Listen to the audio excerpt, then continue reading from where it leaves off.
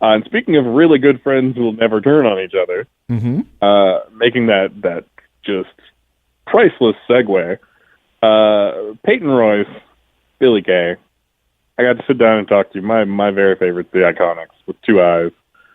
We get to talk to them about a lot of cool stuff. We get to talk to them about body positivity, which is great. We get to talk to them about being life partners, which is also great. And it's wonderful, and they're the best. So let's go talk to them. What do you think? Yeah, let's do it. I like your pin. Oh, thank you very much. Badge. What do you guys call it? Badge? It's an enamel pen, yeah. And a what now? An enamel pen. An enamel We say badge, don't we? Yeah. In Australia, yeah. I think badge works. Yeah, badge. I mean, whatever you want to call it.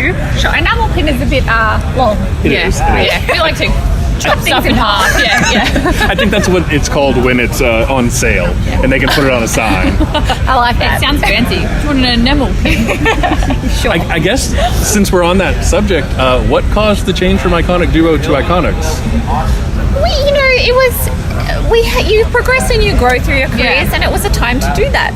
Perfect time. Yes. We wanted to evolve. Yep.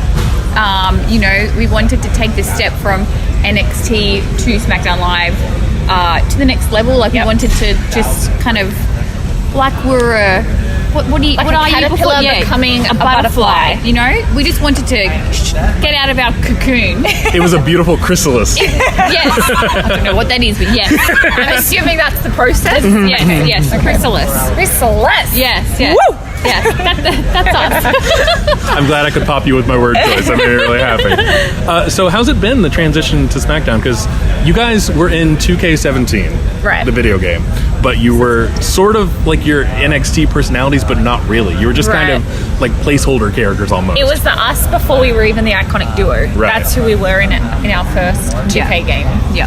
I believe the way we described your character on UPROXX was she really likes that one flower. Yes. Loves the flower. Big flower fan. Yeah, still do. But now in this new game, 2K19, I think I said 17 first, but I meant 18. I think it was 18. It was 18. We didn't want to correct you, but I think I did. But then I thought maybe I'm wrong. Always correct me if I'm wrong. Especially since it's you two. Correct me ever if I'm wrong. I need approval from the IIconics at all times. But now they're so perfect. They're you. They're perfect. It's so unbelievably accurate. Us in a video game to a T. Oh, amazing. Did you ever play games when you were kids? Yeah, I was a big gamer growing up. Yeah. Yeah, my brother got me into it at an early age, and we used to play all the WWE games growing up. Do you have any favorite games? Gosh, the Halo series, Tomb Raider series. I'm playing Spider-Man at the moment on PS4. It's amazing. I was shocked earlier when Shayna Baszler told me she played Final Fantasy games. Oh, really? Yeah, no, she's a big gamer too. Yeah. I think that's cool because, like, you see a persona on TV and, or on the network, and it's cool to kind of like learn behind that as well. Yeah. So yeah, big gamer, love video games my whole life. So seeing us in 2K19, very surreal. Yeah. Because did you see us? We look good. Did you see our abs? We were ripped. Our guns were Our popping. deltoids. I was like, hell yeah. I was like, thank you, Sean. Yeah. Thank you, Sean Hayes. We're complimenting the design team now. Strength and conditioning coach. And they have your short hair. I know. Yes. Well, I had short hair. It was so quick. It went away quickly. I know. Yeah. Well, I kept it for 7 months. She counted because she was very unhappy with it. I hated it. You didn't like the short hair? No, tried to make it work. I just did not feel like Peyton Royce WWE superstar. Yeah. That's all. That's all. And you tried it. Tick it off your list. I did try it. And you know You what? move on. I do this all the time. I'm the worst. This morning, I think I saw a preview of the game or something on Twitter, and I was like, miss my short hair. I do this all the time, but She does I it all the know time. I didn't like it. Yeah. And if she ever tries to cut it again, I'm just going to look at her and go, I probably will one day and regret it. regret it instantly. But you're brave for taking the step, though. Thank you. I could never chop my hair off. Never. Never. Here, Aussie, that was. Very much. Yeah, I go full Aussie sometimes. Now speaking of hairstyles and your abs being ripped in the game, Yeah. I know you've spoken a lot about lately about body positivity. Right. So talk a little bit about the importance of that as television characters who are sort of not necessarily supposed to be liked, right, but still sort of need to be respected and seen as human beings. That's the thing. That's what I was going to say. We're human, you know.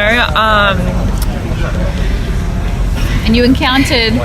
I did recently. Just because, you know, we are WWE superstars, or just because we are on TV each week doesn't, I'm being so vulnerable here, but does not mean that we love the way we look. You know, we put in a lot of effort to our diet and to our workouts. Yeah. Health and fitness is a very important aspect of our lives. So it's... We have insecurities, just like every single other person in the world, in the planet. Yeah. And we did an interview with Alexa Bliss and Nia Jax where they talked about growing up with eating disorders and being like in cheerleading and it being forced. And I mean, I was bulimic as a kid. I was 330 pounds in high school. Oh my gosh. Wow. And I lost it in an unhealthy way, and then I gained it all back and then lost it in a healthy way, thank goodness. Good job for that. Yeah. But I super understand that. And I know a lot of times, especially someone who writes jokes about wrestling for a living, you know, I try to differentiate between who the characters are and who the people are, and to never really like shade the people who are the characters. And that's why I loved that article that you guys did on us. Yeah. Shout out to Elle Collins for writing that. It was reading that. I was like, Billie, have you seen this article? It is amazing. It's everything that we wanted to project as Billie and Peyton, and it made us so happy. Yeah, it summed up what we were feeling and what we had hoped for into this awesome article. So, I mean, if you haven't checked it out, I definitely recommend that. Yeah. I'm going to save that soundbite forever. It's the iconic duo telling to read our website. Now, that was an intentional sort of like vibe you put out, that sort of like inclusive vibe, because I know your life partners and your best friends. High school sweethearts. Yeah. High school sweethearts. High school sweethearts, yeah. When was that sort of like a conscious decision to like make that part of your on-screen characters? Honestly, I don't think it was a conscious decision that we made. We are just very comfortable with who we are as people and as life partners. And it never seems like it's heavy-handed or forced. It's very natural. Your friendships are very natural and television. Thank you. Because we do bring our real friendship out. Like when you see us walk out on SmackDown Live, like that's how we walk into the movies. Yeah. With the little handshake and everything. Microphone in hand. Doing like impressions of the people who work there. Exactly. It's very like I love that we've been able to project our true selves and be vulnerable and bring out our feelings and emotions and subjects that we support in real every day-to-day life, you know. So we're proud to represent that. Yeah, I guess. Sure. Is the right in pop culture? Or, Yeah, because it's not really a thing that you need to insist upon. It just naturally occurs. It's just part of kind of who you are, and that's always been a really adorable thing. So thank you both for doing that. If you could compliment our website, I'll compliment your jobs as well. Thank you. You're the best. I didn't just buy the shirts because I like your wrestling. I like the characters and everything that you do. So thank you so much. Now, I've been a fan. I'm going to out myself here since PWWA. Oh my gosh. Back in the day. Back in the day. The first time I ever tried to see you perform was in Kingsport, Tennessee at a Chikara show. Oh my god. Where you were unable to actually have a match because Madison Eagles had gotten injured the night before. Oh my gosh, I do remember that. That is crazy. That was the Sarah Del Rey Kana show. Was that your first trip?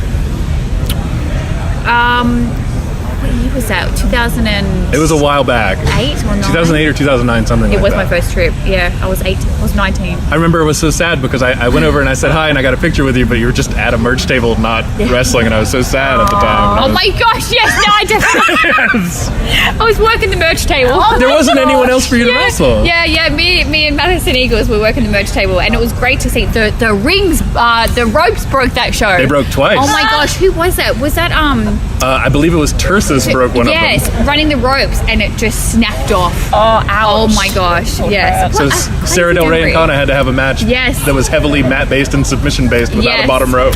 Which was still great. Any two women are going to do it. It's those two. You know? Absolutely. Oh, wow. Thank you for bringing that up. I put a smile on my face. Yeah, Sure thing. What's it like sort of like working with Sarah Amato here? That's got to be super cool. Like, oh, yeah. We love her as a coach. She's such a whiz. She's just... She is. she's a badass too. Yeah. She knows her stuff inside and out. You can go to her with any question. She knows the answer like that. She makes you feel comfortable. Yep. She wants you to try new things. Yes. She wants you to fail. Yep. You know, she wants you to succeed. She wants to teach. She wants you to learn your own lessons too. Exactly. She lets you fail so that you can learn, not just give you the answer, you know. She's super personable. We learn a lot from her. We've loved learning from her for the 3 years we were in NXT. Sure. Yeah. And we both were able to perform with her in the ring before we got signed. So that was pretty cool too. Yeah. But yeah, we really value her, you know, opinion and just having her in our lives. Yeah. Yeah. Oh, definitely. that's so nice. Now, as part of that generation who came up before there was a performance center, how's the performance center sort of changed your approach to sports entertainment? I mean, this facility is amazing. It's insane just to be walking around here and seeing everyone working out. It's really a dream for anyone, for any fan of the WWE or for any independent wrestler. Walking into this building is amazing. It takes your breath away. It really does. I remember the day that we came in. We had been signed and we were. They were giving us a tour, and we were just here for a couple of days before we went back to Australia. And we came in the door and we walked through the offices and came through the gym, and we were just like, whoa. And then we came through here and we see all the rings and all the girls are in the ring, and there's people training and there's so much happening, and it really hit us. We were like, wow, we're going to call this place home for the next couple of years, and we're going to, like, I feel like we were just excited to learn. Oh, absolutely. We were so excited to work out in a gym like this. Oh my gosh, like yes. That was exciting for us. I mean, there's turf and sleds in there. Yeah. Squat rack, it's great. It's just facilities here that you dream of being able to use. Yeah. You know, like back home on the independent scene, in certain states, it's hard to find a ring to train in, and then you walk in here and there are 7. It's like, take your pick, you know? And it's like, well, let me jump into all of them. Sometimes they literally have us doing cardio in every single ring. The all-in days were very rough. Very rough. Make sure you take the pre-workout. The first time we did that, it's you know, rolling, jumping, sprinting over here, bumping. It's Is that your speed workouts that we saw during your petitioning for the breakout star of 2016? That's a Billie specialty. It's Billie's specialty. But I will say, since I showed Sean Hayes, our conditioning speed squat coach, showed him the speed squat, showed him the speed bench, he has now incorporated implemented it into the programs. I'm not lying. They are on the board, and I always tell him, "Hey, Shauna, we're doing speed squats today," and he loves it. Now, speaking of home, Super Showdown's coming up. Yes. You're going to be conquering heroes, yeah? Oh my gosh, I'm so excited. I know. Oh man, it's gonna be wild. I just got home from Australia last night, and I tell you, I would jump on the plane right now to go back if it was tomorrow, you know? Yeah.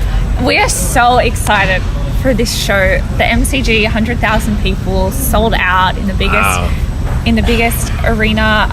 stadium in the whole country. The whole country. Melbourne also, that's not where we're from, but that's where we had our WWE tryout. So it does hold a very special place in our hearts for so many reasons. Yeah. And, you know, we get to go and we get to beat Asuka and Naomi on home turf. You know, beat them up real good, get our hands raised in front of everyone. Like a heap in the ground. They'll be on the ground crying, and everyone's going to be cheering. IIconics. 100,000 people. IIconics. And then they're not even going to remember Asuka and Naomi. We'll probably, you know, just get them on a different plane. They can just go back home. Like, you know, it's going to be great. We're so excited. You're going to get glow on your fists. It's going to be really dangerous. Right, yeah. The last thing I can ask you, I suppose, you say often that the future is iconic. It is. What can we do as fans of the IIconics to contribute to that future and make the future iconic? Oh my gosh. Love that. I've never been asked that question. No, I know. Great question. Makes me think. But visit UPROXX.com for this and more. Honestly, I think just fans really do have a voice. And that has helped superstars in the past. It has helped women in the past get to where we are now. So I think just fans using their voices will 100% help us. Absolutely. Tweet us, upload pictures on Instagram and tag us. We love seeing our fans in everyday lives. We want to know what they're thinking. Having their support means the world to us. So like Peyton said, just have your voice. reach out to us because we love it. It means the world. Excellent. Can I get an iconic from you guys? IIconic. Thank you so much. Absolutely. Such a pleasure. Such a pleasure. All right, everybody. The sound that you hear outside of your home or your car or your office or wherever you're listening to this, that loud squeal is me being very, very happy that I got to sit down and talk to Peyton and Billie. Bill Handstock, your feelings on the IIconics. I know what they are, but let's hear them anyway. They're perfect. They perfect. They couldn't be better. I am delighted that we live in a world that the IIconics exist, and it couldn't be the darkest possible timeline because they're in it no matter how bad everything else seems to be at any given time.